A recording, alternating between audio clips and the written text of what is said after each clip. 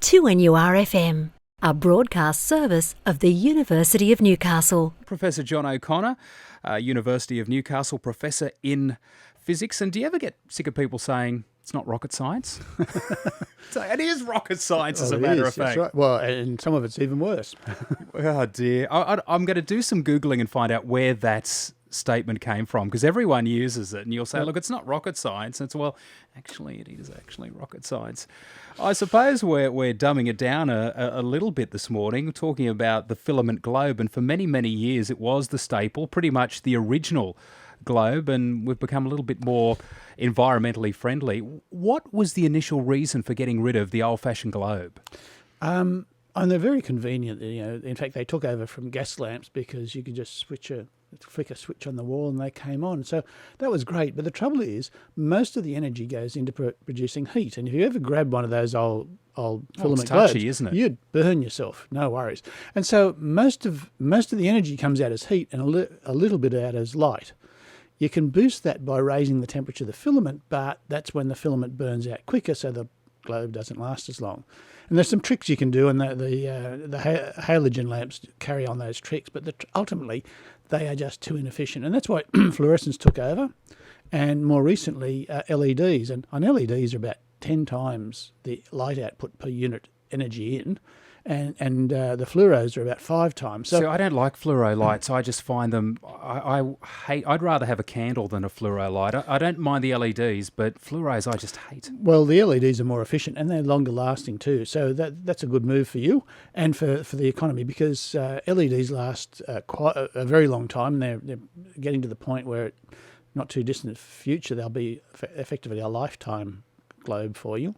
But the filaments are not yet dead. They're actually making a last gasp attempt to remain relevant. And the problem is this heat. What do you do with this heat? Well, there's a group at MIT who have actually been looking at the old-fashioned filament globes, and they found that if you actually set up a filter so that light gets out but the heat doesn't, so the heat stays inside the lamp, doesn't even get to the walls, then you can actually keep that heat there to heat the filament up, because that's what the electricity does. It heats the filament up so it glows. So if you keep the heat in there, you use less electricity to keep the filament hot. And so it'll actually produce more light for less electricity. Now, this is a group at MIT, and they've actually recently tested, what they've got to do is they've got to get a special film that reflects heat but lets the light out. Okay. And that's not easy, because you look at Windows. Sometimes we put stuff on Windows that does that sort of thing, but it still isn't really efficient. This one is they use 10 layers of various oxides which have that effect, and they've been able to get it to the point where it's about as efficient as a fluorescent lamp. So it's not yet an LED, but now you've got a globe, a filament-based light in an experimental stage, which is as efficient as a fluoro.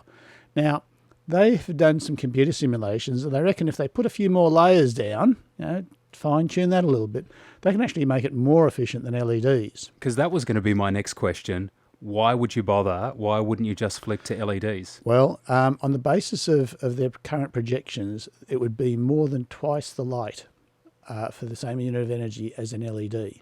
And there are some advantages to these things, because globes tend to spread their light in a broader direction. LEDs tend to send it in one direction. Yeah. But there are also some other benefits too in terms of how they're constructed.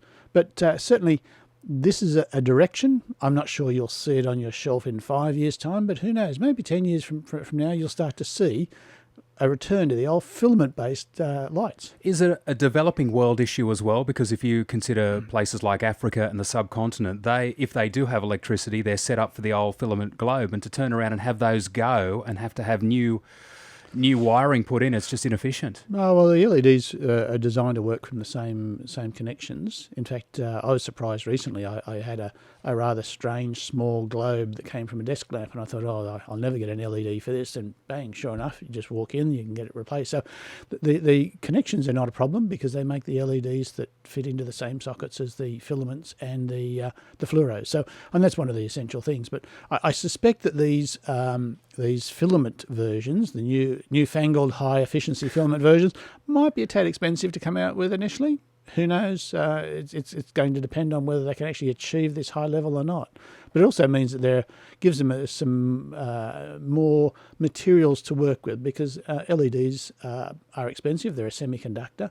They are expensive to make. If you can make it out of a filament and then something with a coating on the surface of the glass. Yep.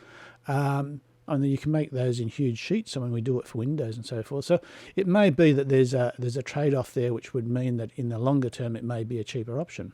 Okay, everything old is new again. It's strange, yes. Professor John O'Connor at 2NURFM.